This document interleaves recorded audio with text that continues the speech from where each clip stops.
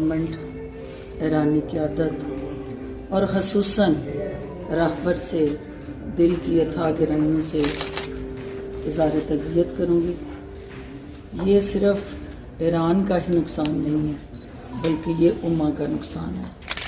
और ख़ास तौर पे जिस तरह पाकिस्तान के अवाम ने उनसे मोहब्बत की, उनको पजीराई मिली, पाकिस्तान के लोगों के दिलों के साथ धड़कने वाला ये नाम जो है वो हमेशा लोगों के दिलों में ज़िंदा रहेगा।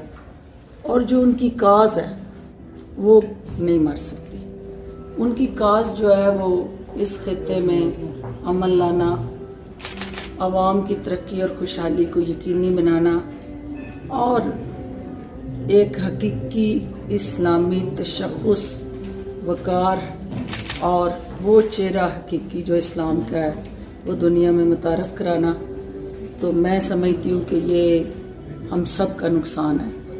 और ईरानी और पाकिस्तानी कौम जो है वो एक ही सिक्के के दो रुख हैं और हम मुख्तलिफ जोग्राफिकल लोकेशन पे रह रहे हैं, लेकिन हमारी socio cultural religious values common है और हमारे दिल जो हैं वो इकट्ठे धड़कते हैं।